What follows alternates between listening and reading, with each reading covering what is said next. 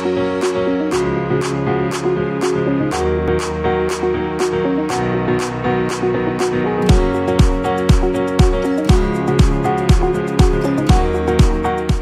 Paulo é um homem de 41 anos, casado com a Aline, pai da Pétala e da Marília. A Pétala tem 13, a Marília tem 9 anos de idade.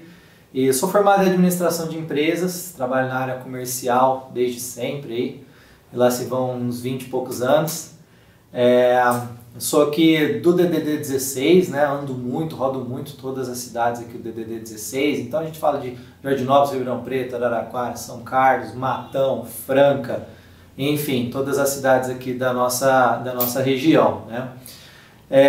Eu gosto muito, sempre gostei muito de política e chegou a hora, eu estou determinado, eu acho que é o momento de eu entrar e eu acabo de me candidatar a deputado estadual. Eu sou, na verdade, hoje pré-candidato a deputado estadual, estou pelo Partido Novo, que em determinado momento eu entendi que é o único que traz com ele os valores e as ideias que batem comigo. Hoje eu não vejo nenhum partido no país em que eu possa entrar para trabalhar também.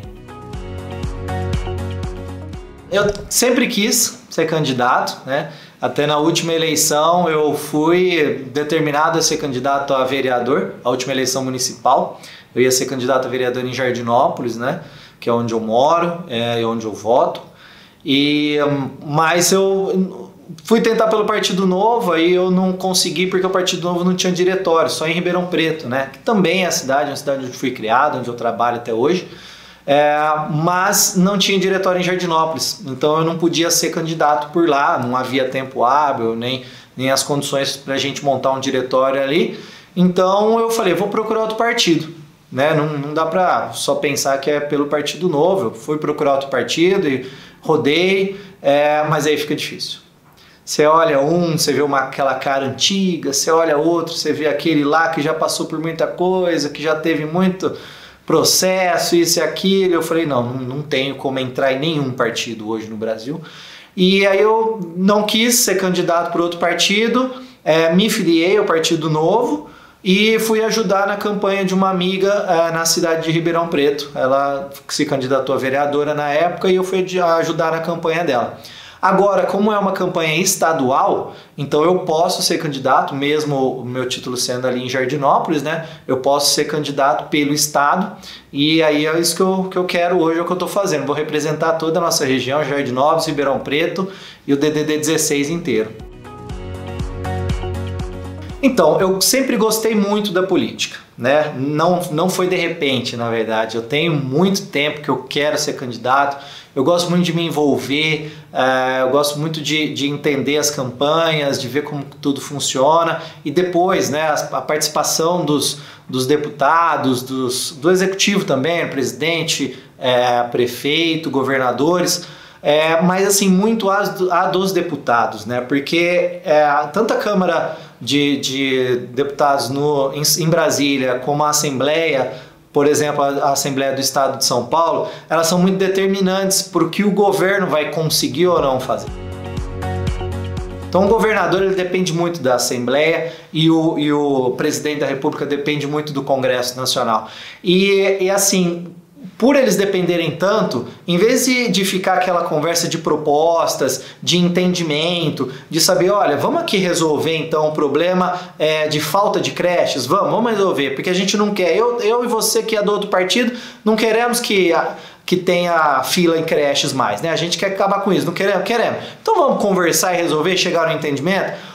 As coisas deveriam ser assim, mas não é assim que acontece. Aí o deputado senta lá e fala assim, não, esse projeto só eu não vou votar não, aí ó, senhor presidente, ou senhor ministro, um deputado federal, né? E simplesmente o cara não vota, ele não acredita em nada. Aí o presidente vem e fala, não, mas vamos conversar direito, aí se me der isso em troca eu vou. Aí é por isso que o cara vai, entendeu? Ele volta porque deu algo em troca e nesse sentido que começa o tomar lá da cá, tanto da presidência, vamos dizer assim, com o Congresso, e inclusive no governo estadual, todos os governos estaduais, com os deputados estaduais. O deputado que você elege é fundamental para o resultado que você vai ter durante 4 anos, em qualquer seja o setor. Se você não prestar atenção em quem você está votando para deputado, tanto estadual como federal, o prejuízo vai ser muito grande. E normalmente, né, os eleitores, eles focam no candidato do executivo.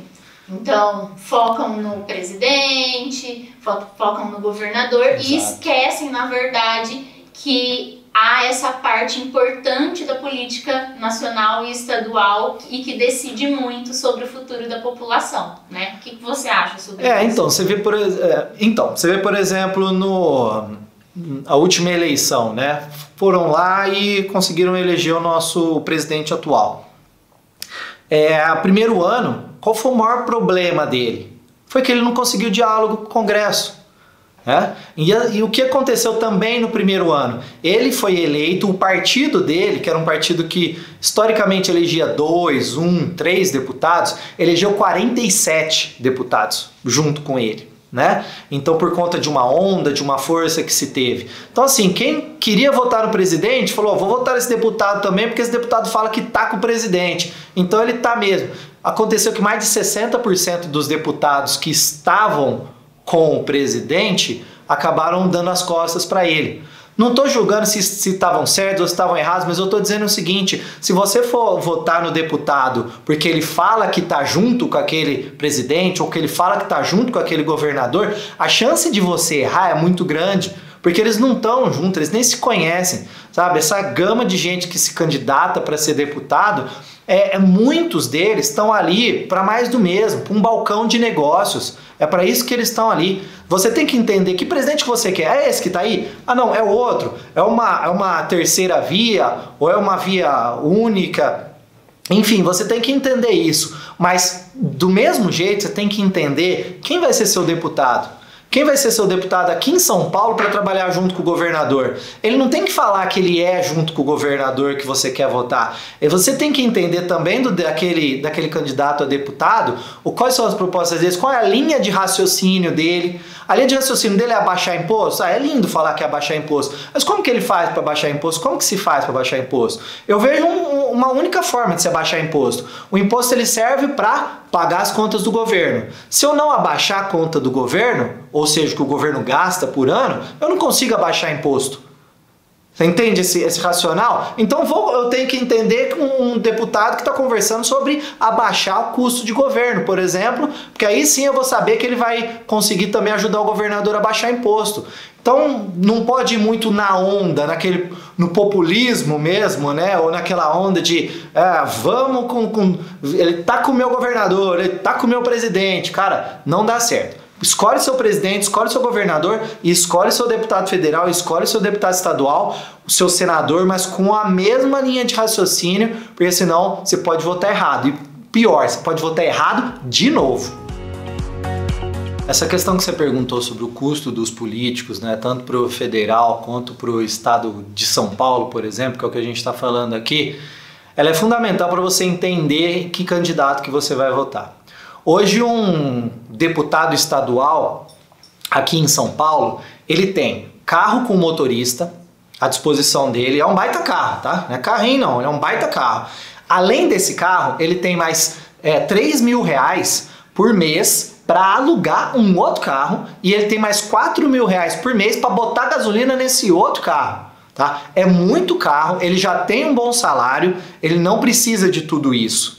O que nós vamos fazer, por exemplo? Nós vamos abrir mão desses privilégios.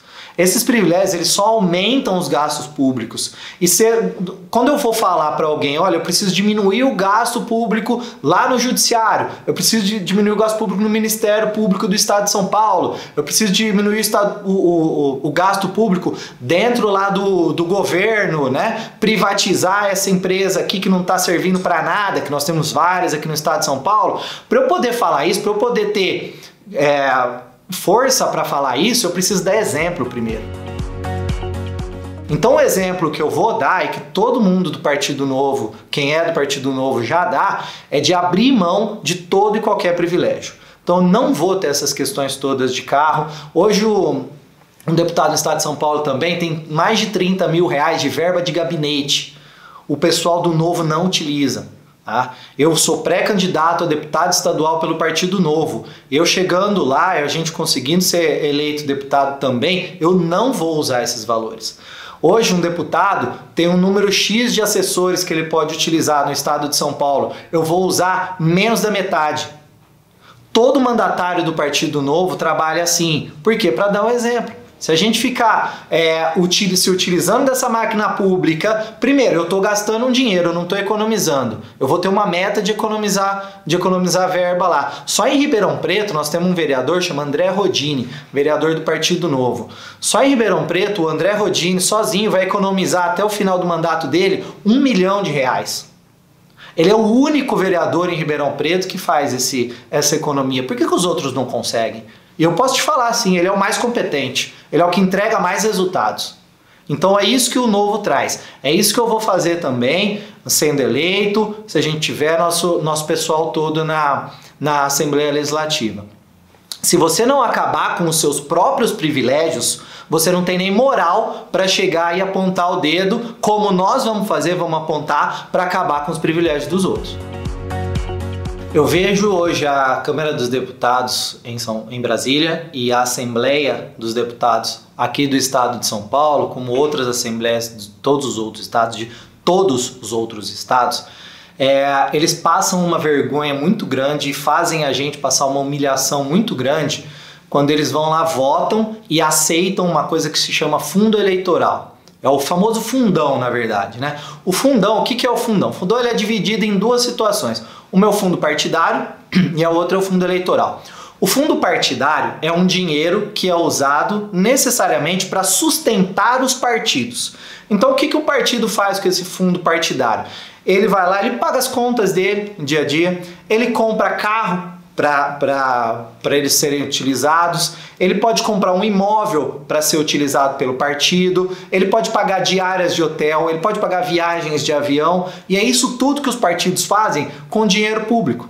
Então, por exemplo, tem partido que compra caminhonete Hilux, tem partido que compra apartamento em Brasília, lá no Lago Sul, que é o lugar mais caro que existe. Tem partido, isso são todos os partidos, tá, que fazem. Então tem partido gastando o seu dinheiro com sanduíche, saiu recentemente uma matéria, eles gastaram R$54 mil numa lanchonete, tá? Vai pedindo, um partido só conseguiu gastar esse dinheiro.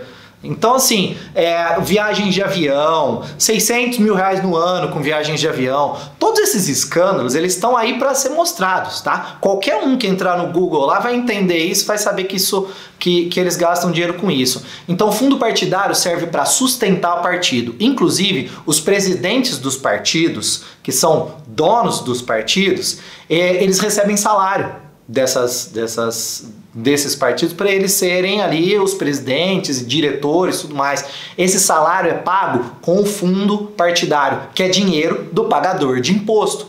Aí ele tem lá um candidato a presidente, que ele chama, que hoje os vários candidatos a presidentes aí que tem, vários deles, têm salários, R$27 mil um, R$23 mil o outro, eles estão ganhando para fazer a campanha deles. Tudo bem, querem ganhar, que o partido que pague, só que o partido paga isso com qual dinheiro? Com o dinheiro do pagador de imposto, com o dinheiro do povo. Eles recebem esse dinheiro do fundo partidário. O candidato a presidente do Partido Novo não recebe isso, ninguém da diretoria, nem o presidente do Partido Novo recebe esse dinheiro, porque o Partido Novo recusa o fundo partidário.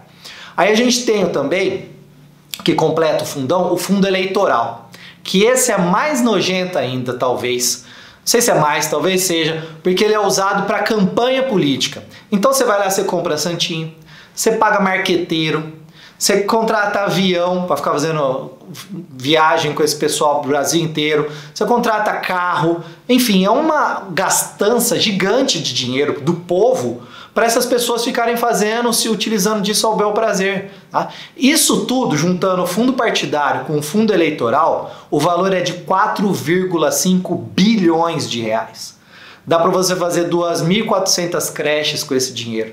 Eu estava com um amigo recentemente e ele falou para mim que conversou com uma pessoa de uma Santa Casa, falou assim, ó, com esse dinheiro a gente sustenta a Santa Casa aqui por mais ou menos uns 80 anos.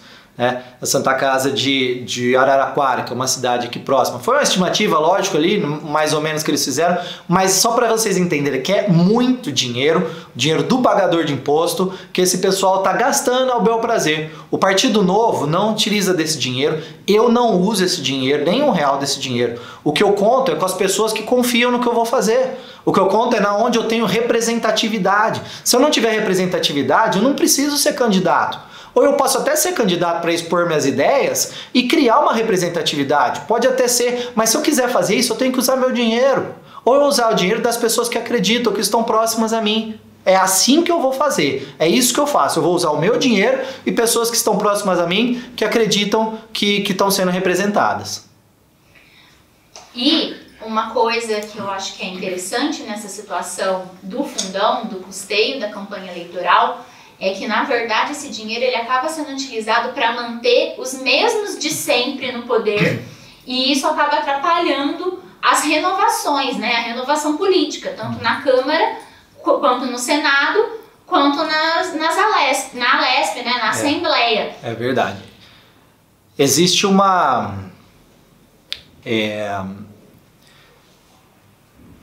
Existe uma ideia de que o fundo eleitoral ele garante a democracia, né? Que a democracia tem um custo e que esse dinheiro serve para custear a democracia, senão a democracia não existe. É uma grande mentira, né? É mais uma vergonha, é uma grande mentira de quem quer botar teu dinheiro no bolso ou rasgar seu dinheiro. Como que isso ocorre? Por que isso é uma grande mentira? Por exemplo, o Brasil é o país que mais gasta dinheiro com eleições no mundo, tá? E a gente tem grandes democracias no mundo que trabalham com muito menos dinheiro público do que o Brasil coloca. Então isso é uma grande mentira, não precisa disso não. E uma outra situação é que quando você pega esse dinheiro do fundão, do fundo eleitoral, ele não é distribuído igualmente para qualquer um que tentou ser candidato ali. Ele vai para aqueles majoritários ali, para aqueles candidatos que têm mais votos, que tiveram mais votos na última eleição. Sabe por quê? Para eles continuarem tendo mais votos. Para eles continuarem, para eles serem reeleitos, para eles continuarem mamando esses privilégios todos que existem. A lei foi feita para beneficiar eles próprios. Eles não estão a fim de que haja uma renovação e que a democracia seja salva. O dinheiro, gente, está sendo utilizado, o seu dinheiro, o dinheiro do pagador de imposto, está sendo utilizado para manter esses mesmos caras aí se desfrutando de todos esses privilégios que eles sempre desfrutam e mantendo esse toma lá da cá, não deixando o governo governar quando o governo não paga eles o que eles acham que tem que receber, ou não fazendo toma lá da cá que eles querem. Isso é uma grande mentira. O fundão atrapalha a democracia, ele destrói a democracia. Inclusive, uma coisa que eu acho que é legal a gente falar também é que todos os outros partidos, ou a grande maioria deles, os próprios presidentes, né, de cada partido, ou mesmo os presidentes das regionais dos partidos, acabam sendo sempre os principais candidatos daquele partido, ou a nível nacional, ou a nível estadual.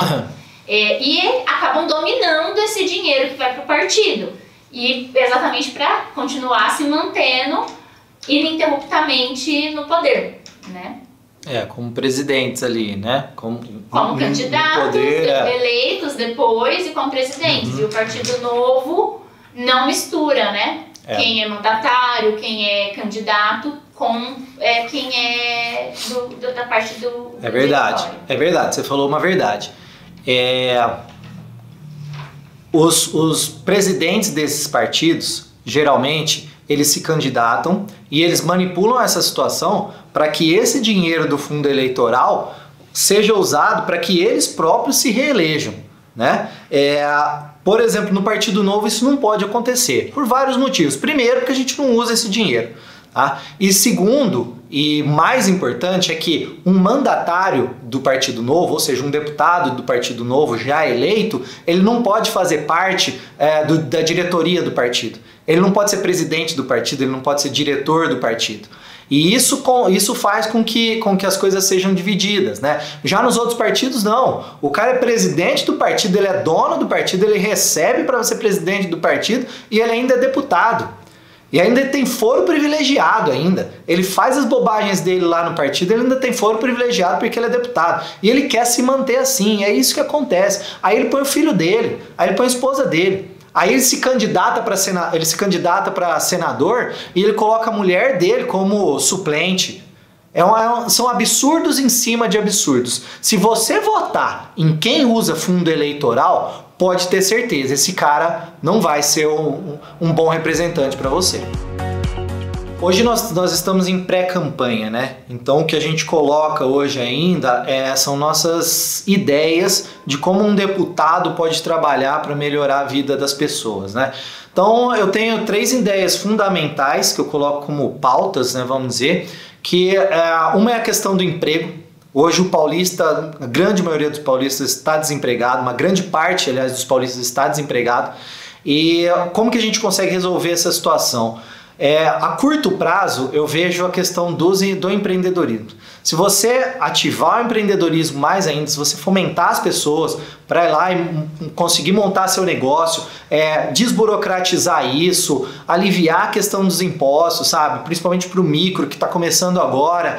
Essa pessoa ela tá doida para empreender, ela tá doida para trabalhar, tá cheia de ideia na cabeça. E assim que ela começa um negócio, ela já contrata ela já contrata mais 2, porque ela já tem a ideia toda de trabalho feita na cabeça dela, e para ela expandir isso em termos de contratados, isso é muito rápido. Então, para você expandir a geração de empregos, para você expandir isso de uma forma mais rápida no estado de São Paulo, no Brasil inteiro, é com o empreendedorismo. Nós precisamos focar no empreendedor, quem quer abrir uma empresa nova. A segunda parte é a questão da educação. Por exemplo, hoje a gente acabou de falar dos empreendedores, né? Então nós precisamos fomentar que os jovens que estão entrando no mercado de trabalho agora entrem com mais qualificação, tanto para eles terem um emprego mais digno, ter a capacidade de ter um emprego mais digno, onde possa ganhar inclusive um pouco mais, quanto para o próprio mercado de trabalho. O mercado de trabalho ser qualificado, né? A gente conseguir produzir produtos melhores, produtos com mais qualidade, e a gente poder vender isso, inclusive a gente poder exportar isso, né? Então a gente precisa, para conseguir isso, a gente precisa da qualidade da mão de obra. A qualidade da mão de obra de uma forma rápida, exponencial, a gente consegue hoje com curso técnico e profissionalizante. A gente tem as universidades, temos que o pessoal que está ingressando na universidade, nós temos que dar todo o apoio, inclusive com vouchers para quem não tem dinheiro para pagar uma escola, uma universidade particular. O governo pode ajudar com vouchers para essas pessoas. Mas essa população que está ali precisando ingressar no mercado de trabalho e não vai usar a universidade nesse momento para isso, ela tem que ter essa qualificação técnica e passa pela mão do governo do estado isso, tá? Com as FATECs, com as ETECs, enfim, mas nós temos que aumentar muito essas vagas, regionalizar. Então o setor de serviços na cidade de Ribeirão Preto é muito importante. Puxa, vamos fomentar então cursos nesse sentido aqui. O agro na nossa região toda é muito importante. Vamos fomentar isso aqui, cursos profissionalizantes nesse sentido para cá. É isso que a gente precisa fazer rápido na questão da educação, que é a questão da violência contra a mulher. Nós temos que combater isso de todas as formas. Isso tem que hoje a mulher já está sendo agredida, então essa mulher precisa de um apoio urgente, ela precisa de quem a acolha e ela precisa que a rede, ao acolher ela tem uma rede social, que essa rede precisa funcionar, tá? Eu tenho conversado com várias ONGs, aliás, que trabalham, que ajudam essas mulheres, né? E eles têm me passado várias e várias situações. Por exemplo, desde quando a mulher procura a ajuda policial. Hoje nós temos Delegacia da Mulher em Ribeirão Preto, por exemplo, só que Delegacia da Mulher fecha às 5 horas da tarde. Depois desse horário não tem, ela tem que correr numa delegacia normal e muitas vezes é atendida por um homem. Eu não sou contra o policial, nem quero falar contra o policial aqui, mas não tem a mesma acolhida que uma delegacia da mulher está preparada para fazer para aquela mulher que está precisando.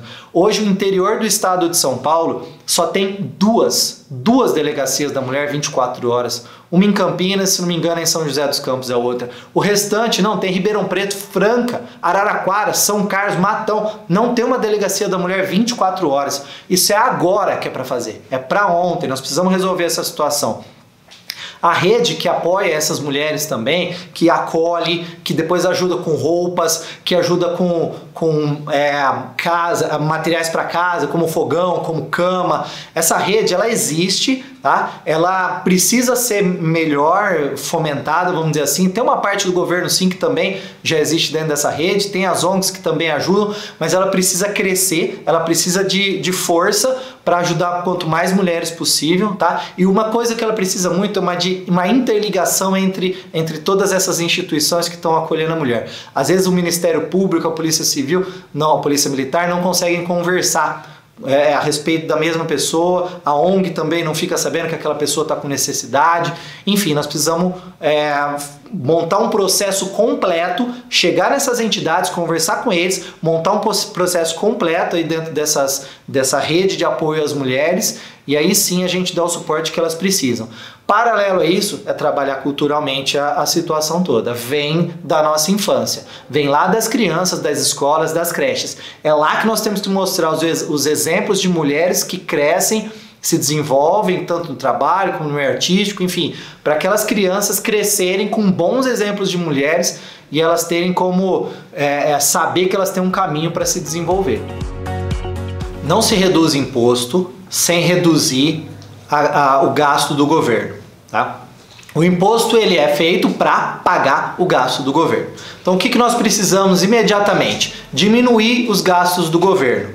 Dá para diminuir já de imediato com ações do governador, do próximo, porque não estamos tendo essa diminuição, mas nós precisamos de algumas ações, atitudes do governador que ele consegue de imediato reduzir custos, e aí a gente precisa imediatamente da reforma administrativa. Foi feita uma reforma administrativa no governo anterior, só que ela não surtiu efeito nesse sentido. E pior, ela ajudou a aumentar impostos dos comerciantes, inclusive, no meio da pandemia. Gente que estava fechada teve que pagar imposto mais alto, inclusive, depois. O que nós precisamos fazer é nos entender com o governador para que essa reforma administrativa venha, reduza realmente o gasto do governo, e aí paulatinamente a gente consegue vir reduzindo os impostos também, tá? Com uma reforma tributária em cima disso. Mas primeiro a gente precisa reduzir os gastos com uma reforma administrativa. Para isso que a reforma administrativa serve. E aí a gente vem com uma reforma tributária e consegue abaixar os tributos. Os jovens hoje que estão precisando ingressar no mercado de trabalho, nós temos uma grande oportunidade de ajudá-los hoje. Como que a gente pode fazer isso? Primeiro, curso técnico e profissionalizante. Isso é fundamental para conseguir colocá-los no mercado de trabalho. E o mercado de trabalho está precisando dessa mão de obra.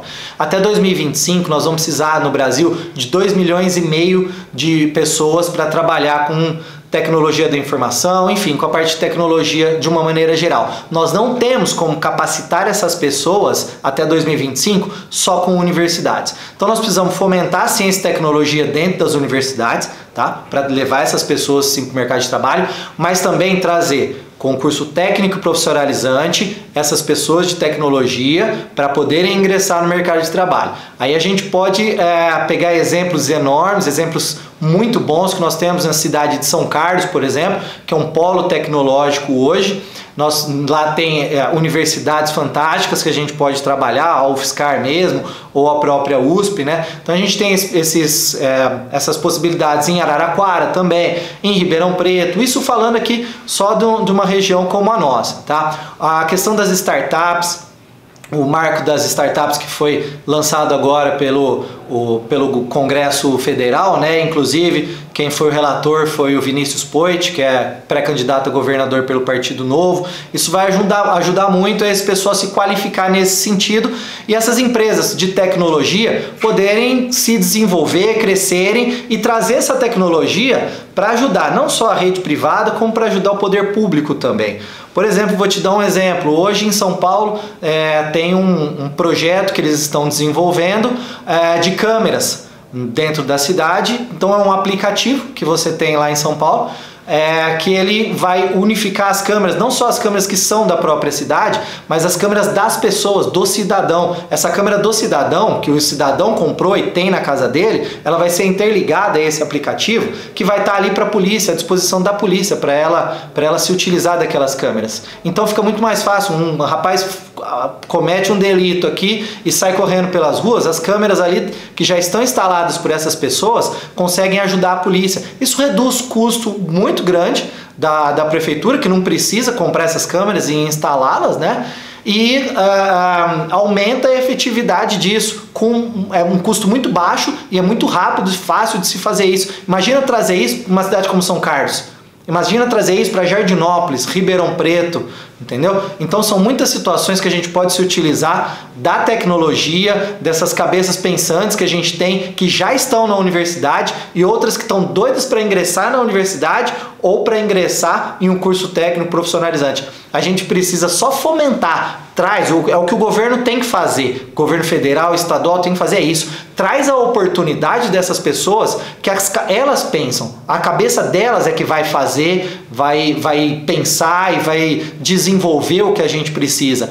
Leva para essas pessoas, depois delas de formadas, leva o que a gente tem de necessidade, elas vão lá e desenvolvem. Tá ali o futuro. Se a gente não partir disso, nenhum país no mundo se desenvolveu, melhorou sua economia antes de melhorar a educação. Temos que melhorar a educação agora. As pessoas querem ser educadas, as pessoas querem ir para a universidade ou para um curso técnico. Então vamos dar essa oportunidade para elas e elas vão ajudar o país, o estado a se desenvolver.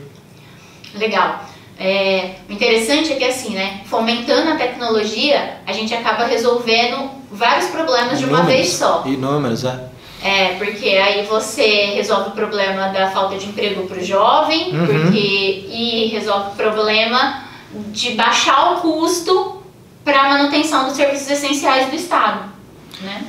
Exatamente, é o que você falou. Vou até ponderar aqui. O que você disse vou partir daí, mas justamente o que você tá dizendo. Você colocando, você dando educação para esses jovens, você melhora um problema que é o de educação, você consegue melhores trabalhos, você fomenta as empresas a terem mais empregos também disponíveis, porque isso pode aumentar a exportação, pode aumentar um monte de situações, e aí a gente ainda consegue ter ideias deles que a gente vai melhorando a vida do cidadão. Hoje, mais de 2 milhões de mulheres no Brasil não podem procurar emprego porque não tem onde deixar seus filhos. Isso é um absurdo muito grande. Essa questão de vagas em creches, isso se resolve com vagas em creches. Tá? Essa questão de vagas em creches é uma coisa que se fala há muito tempo, todo mundo, nós precisamos zerar essa fila e tudo mais, mas ninguém consegue resolver. É uma coisa para agora e tem que ser resolvida. Nos próximos anos tem que ser zerado esse número de fila, não tem que ter fila mais para creche, tem que ter creche para todo mundo. Tem várias situações que dá para acontecer isso. Você pode... Primeiro, aumentar o número de creches. Hoje tem prédios que você pode reformar, pode transformar em creches, tá? Estou falando isso do poder público mesmo. A gente pode, um outro ponto hoje tem escolas, creches privadas. O governo pode então fazer o quê? Instituir vouchers para essas mães colocarem as crianças na creche privada para elas trabalharem. Um outro ponto, para as mães poderem trabalhar, né? Um outro ponto são creches noturnas. Por que não é só fazer mais um turno de creche? O prédio já está lá, está tudo pronto lá. É só fazer mais um turno para a mãe poder, de repente, ir trabalhar à noite. Cuidar da criança de dia e tem um trabalho à noite. Existem vários trabalhos noturnos que a mãe pode participar, só que não consegue porque não tem onde deixar a criança. Aí deixa a criança numa creche, que é um prédio, como eu falei, que já existe, que já tem ali. Você só faz mais um turno com outros professores e tudo mais. E você consegue deixar a criança num lugar seguro enquanto a mãe trabalha, né? Então essa questão é fundamental, deixar essa mãe sair para ir trabalhar. Claro que ela indo trabalhar, ela precisa sim enfrentar ainda o mercado de trabalho, né? Claro, buscar um emprego ou buscar uma renda de alguma forma. Ela estando liberada, vamos dizer, nesse sentido, ela consegue, no sentido da criança já estar na creche, ela consegue. Então é aí que a gente precisa também fomentar o empreendedorismo. Muitas mulheres têm muitas ideias na cabeça para poder ir trabalhar. Sim, pode ser um emprego, uma microempresa, como fazer um trabalho de manicure, fazer um trabalho de cabeleireiro, que é excelente, é super rentável, é muito bom para uma mulher trabalhar, que seja um homem também, né?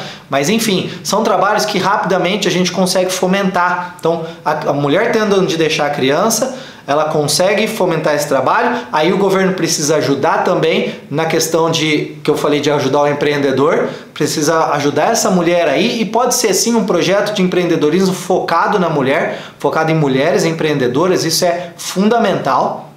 E essa mulher pode, ou um projeto de emprego também, focado em mulheres, focado em mães, né? Então uma ajuda para a empresa que contrata uma mulher que é mãe, para essa empresa poder dar um benefício de uma creche para essa mãe. Enfim, são várias ideias que precisam agora ser colocadas em prática para essa mulher poder trabalhar. Essa mulher, ela pode estar sofrendo uma agressão dentro de casa.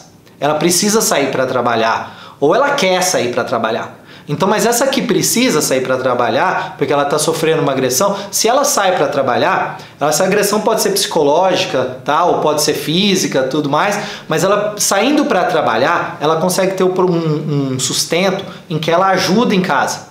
Ajudando com esse sustento em casa, essa parte financeira, ela começa a ter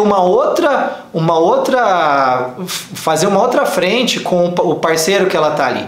Então isso diminui ou isso acaba com essas agressões, ou mesmo o que deve ser feito, se ela está sofrendo alguma agressão, é ela conseguir sair dessa casa, ela vai levar os filhos dela, ela vai ter uma rede de apoio e ela ainda assim tem o emprego dela para ela saber que ela vai conseguir se sustentar. Essa rede de apoio ainda vai apoiar ela no início, ela precisando, e aí ela tem o emprego dela que ela vai poder se sustentar. Então a gente precisa entender o negócio desde lá do começo e vir trazendo em todas as fases, acolher essa mulher, desde o ponto onde a gente precisa de creche para o filho dela, até aqui, se ela precisar sair de casa, trazer ela para a rede de apoio, e se ela já tiver emprego, ótimo, se ela não tiver emprego, essa rede de apoio também está preparada para ajudar essa mulher a ingressar no mercado de trabalho. A questão da empregabilidade da mulher, ela é muito importante, porque uma mulher que ela tem essa capacidade financeira de sustentar ela, sustentar os filhos, né? Poder sair de casa em um momento em que ela está sendo agredida, seja de forma física ou seja de forma psicológica, ela tendo um emprego, ela tem uma liberdade onde ela consegue se desfazer dessa situação em que ela está e ela ir viver com os filhos dela. Então, assim, o emprego, fomentar o empreendedorismo feminino, fomentar o emprego para a mulher, né, com a ajuda das creches, para ela poder deixar a criança, para ela poder ir trabalhar, isso é nada mais do que dar liberdade para a mulher, liberdade financeira, para ela poder sair de uma situação de risco que ela eventualmente se encontre. Isso, ótimo. É muito importante que as pessoas saibam exatamente o que um deputado pode fazer, até para poder cobrar dele depois isso, ou até para entender agora na campanha que candidato, quando começar a campanha, né, que candidato que entende isso, que sabe do que está falando. O deputado, ele tem algumas coisas que é a função dele. Primeiro, propor leis, né? E isso é uma parte interessante, uma parte burocrática, mas bastante importante, que ele tem que propor as leis e entender as leis que são propostas pelos outros, para ele saber votar a favor ou votar contra, ou poder discutir aquela lei, melhorar ela e tudo mais até antes dela ser aprovada. O outro ponto é a fiscalização, né? Que é um ponto que eu até chamo eu gosto de chamar de auditoria, aprendi isso até com o vereador André Rodini aqui de Ribeirão Preto, do Partido Novo, que a gente tem mais do que fiscalizar, ir lá e ficar apontando o dedo e fazendo showzinho, a gente auditar, entender os balanços, entender o que aquele local público está entregando, né, como está sendo feito e tudo mais. Então essas são duas funções muito importantes e muito conhecidas, porém o deputado ele pode trabalhar também com indicações. Como que ele pode fazer isso? Por exemplo, tem um deputado do Partido Novo que ele foi até um posto de saúde numa cidade X aqui do estado de São Paulo e ele ficou por ali, não se apresentou nem nada, ficou só ali olhando e entendendo, também não fez show nenhum. Ficou só ali entendendo e vendo o que dava para ter de melhoria naquele posto, naquela unidade de saúde ou para todo o setor de saúde ali daquela região. 2 dias depois ele foi ali com o secretário da saúde daquela cidade, conversou com ele e falou assim, olha, eu vi ali, você tem X problemas aqui e assim, a gente tem solução para todos aqueles problemas ali, não só eu, com você mesmo, o próprio secretário tem solução para aquilo ali. Como ele é deputado, ele tem verba. Ou ele tem verba como deputado estadual, ele pode pedir verba como deputado para um deputado federal também, ele tem esse trâmite, esse trânsito, aliás, que facilita essa situação. E ele falou, vamos colocar essas ideias aqui em prática, então, para melhorar essa situação? Foram lá, chamaram as pessoas técnicas para avaliar aquilo, montaram um projeto tecnicamente, licitou e fez tudo o que precisava, com a verba que o deputado estava fácil de liberar, e ele pediu alguma coisa pro deputado federal que era ali ligado àquela situação. Então, assim, foi uma solução muito rápida, muito fácil de se resolver e trouxe um benefício muito grande. Não precisou de burocracia de leis, não precisou de nenhuma burocracia a mais para fazer isso. Então, essa conversa, essa coisa de estar perto com a população, de estar perto da sua região, de saber que tem aqui em Ribeirão Preto, Jardinópolis, Araraquara, São Carlos, Franca, o que nós estamos precisando, isso é fundamental. Esse é o principal trabalho do deputado, falando nele com a sua região, perto da sua região. Por exemplo, hoje eu moro em Jardinópolis, né, e eu conheço ali praticamente todas as instituições que têm algum auxílio, por exemplo, a instituição, uma creche ou um lar de idosos, né? Enfim, até uma outra instituição que trabalha com pessoas que estão nas ruas, né? Moradores de rua, vamos dizer assim. Então, você precisa estar perto dessas instituições, entender o que elas precisam para você poder ajudá-las a trazer algumas soluções, né? Até com a influência que o próprio deputado pode ter, influências boas. Então, por exemplo, verbas públicas, que é uma coisa que as instituições estão acostumadas, assim, precisar ficar pedindo esse tipo de verba, né? Ali passando o pires, como se diz, né? Você precisa estar perto das instituições, você entender, você propor para elas, entender o que elas precisam e poder propor, né? Poxa, é uma reforma de uma cozinha que uma creche está precisando, ou é uma reforma de outra situação num lar de idosos que eles estão precisando? Ah, não, bacana. Isso daí é sempre bem-vindo, porém, agora é um momento que nós estamos precisando de ajuda de custeio. Por exemplo, no momento da pandemia foi super complicado, onde elas tinham renda ali, que eles costumavam fazer festas e tal, isso parou. Como que eles conseguem trabalhar, como que eles conseguem se manter, né? Então o deputado tem que ajudar com verba, mas verba de custeio também, que é para eles poderem pegar ali, comprar comida, esse tipo de coisa.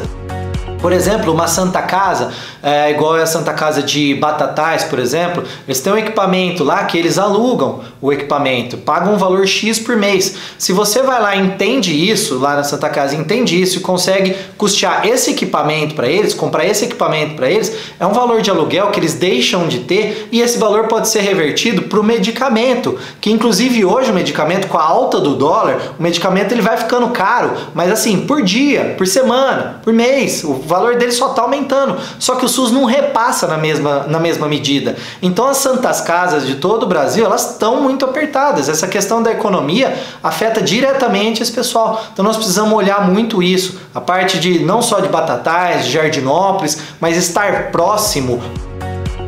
Eu estive em São Carlos recentemente com alguns apoiadores, amigos do Partido Novo, né? E conversando com algumas pessoas da população que a gente teve o prazer de receber lá. E lá eles falaram uma coisa muito certa, eles falaram, olha, São Carlos é a cidade da tecnologia, né? É conhecido como a cidade tecnológica, né? Mas você anda por São Carlos, você não vê tanta tecnologia assim, né? Espalhada pela cidade e tudo mais, né? A gente precisa fomentar isso. São Carlos é a cidade da tecnologia. Está dentro das universidades, está dentro das empresas, das startups que tem lá, das empresas que fomentam essas tecnologias, né? São ideias maravilhosas. Eu estava conversando com um rapaz sobre chip, um rapaz que ele é dono de uma startup lá, sobre chip, sobre como o Brasil consegue desenvolver aquele determinado chip ali que ele estava me explicando, né? A matéria-prima está no Brasil. A gente exporta essa matéria-prima em vez de usar essa matéria-prima aqui para já produzir esse chip. A gente exporta, o pessoal produz o chip lá no exterior e depois a gente compra o chip muito mais caro, né? Então por que já não produz aqui? Porque essa essa tecnologia, essa mão de obra, ela não está sendo expandida. É o que a gente precisa fazer, precisa pegar as cabeças pensantes que estão ali dentro de São Carlos. Esse pessoal está todo ali, cheio de energia, cheio de inteligência. Nós precisamos fomentar com que eles espalhem essas inteligências através de cursos profissionalizantes, através de outras faculdades, através de empresas. O poder público, ele não precisa necessariamente financiar as coisas, ele pode fomentar isso, trazer, unir as pessoas, sabe? É o que eu estou dizendo, um deputado, ele pode chegar lá na USP, entender uma situação e o cara da USP fala, o cara da USP, professor ou aluno, fala assim, olha, nossa, eu estou precisando mostrar isso para empresários. Ah, é? Então vamos fazer uma reunião com empresários. Então o próprio deputado, com todo a pompa de deputado que ele tem, puxa, vai lá, reúne diversos empresários, traz aqui na USP de São Carlos, vamos pôr para conversar com essas pessoas, vamos expandir isso. Ah, não estou falando de verba pública, para pensar. Eu estou dizendo que ele tem que ajudar a estimular essas situações, tem que estar lá com as pessoas, conversando, entendendo o que elas precisam, né, no tecnológico, ali, em qualquer lugar que seja, e ajuda a fomentar isso. Falando assim de Ribeirão Preto, hoje a gente tem alguns deputados federais, alguns deputados estaduais que trabalham aqui para a nossa cidade, que são daqui, né, que moram aqui, nenhum é do Novo, diga-se de passagem, ou seja, todos usam fundo eleitoral, tá? Esses aí, todos usam fundo partidário e fundo eleitoral. Agora a gente precisa eleger gente do Partido Novo, tanto para o estadual como para o federal, aqui de Ribeirão Preto. E eu me proponho como pré-candidato a estadual do Partido Novo a ser um desses eleitos aqui da nossa região. Ribeirão Preto hoje, ele tem sim, ele é acometido pelas verbas que vêm, né, tanto do deputado estadual como de outros deputados federais, né, e vem, entrega uma verba e se vangloria daquilo e tudo mais, né. São verbas importantes, precisam e tal, mas eu não vejo esses deputados chegando na cidade com indicações para o prefeito, sabe? Eu estava conversando com um empresário recentemente aqui de Ribeirão Preto e ele falou assim, nossa Ivan, eu sempre ouço falar de vai abaixar imposto, mas como que isso pode, que dia que eu vou ver abaixar imposto? Eu acho que ele é um senhor, já tem mais de 70 anos. Eu falei assim, olha, seu primeiro lugar, você tem que, a gente tem que abaixar custo para a gente poder abaixar imposto. Então você tem que votar em alguém que não se utilize de privilégios. Se as pessoas que o senhor vota usam os privilégios, elas não estão afim de ir lá e abaixar o custo do governo, de uma maneira geral. Então elas não vão de jeito nenhum conseguir abaixar o imposto para o senhor poder contratar mais pessoas para suas obras e tudo mais. Então Ribeirão Preto precisa de gente nova, cabeça nova, pensando diferente. Os mesmos políticos de sempre, não dá. Vamos trocar todo mundo, vamos falar de gente nova agora. Ou seja, o pessoal que é deputado hoje, que é aqui de Ribeirão Preto, né, que são de outros partidos, eles vêm aqui, mandam a verba, tudo bem, e colocam o nome ali na plaquinha, mas não é só isso. É entender o que precisa, é entender qual que é a melhor forma da verba. De repente um hospital te pede uma verba, mas não é o melhor formato. Desce aqui, vem aqui em Ribeirão Preto, entra lá no hospital, entende direito o que aquele hospital precisa, de repente você consegue trazer uma verba, mas isso ser de uma forma diferente e que traga uma melhoria a mais para esse hospital, no caso, né? Então assim, precisa descer aqui, conversar com as pessoas e não só colocar teu nome na plaquinha lá. Corrupção hoje é o que destrói o sonho das pessoas. É o que faz com que aquele trabalhador faz tudo aquilo, trabalha, acorda cedo, tal, trabalha, chega à noite em casa, tal. A corrupção destruiu tudo que ele fez. Isso é o pior do que pode acontecer, isso é o mais nojento que pode acontecer. E ela tá dentro da nossa sociedade, a gente precisa arrancar isso. Como você se sente com relação à corrupção? Olha, com relação à corrupção, eu me sinto enojado, eu me sinto às vezes frágil, mas eu não vou me entregar não. Eu sinto que agora eu sempre tenho ido para cima, sabe? Às vezes eu apanho, né? Você fala, você é o certinho, o pessoal fala, você é o certinho, que não sei o que, você é tonto. Eu sou, mas eu sou honesto. E você tem medo de se tornar um corrupto? Não. Se envolvendo na política? Uma coisa que eu não tenho na política, entrando na política, é medo de me tornar corrupto. Pode ser até que eles me expulsem de lá, que alguém dê um jeito de, sei lá, às vezes o cara até me mata no fim das contas. Mas corrupto eu não vou virar. Em uma frase eu defini por que eu estou entrando na política. Eu estou entrando na política para melhorar a vida das pessoas. Ponto. De várias formas tem como se fazer isso. E aí eu tenho algumas ideias e eu vou descobrir outras. Mas a frase eu estou entrando na política para melhorar a vida das pessoas.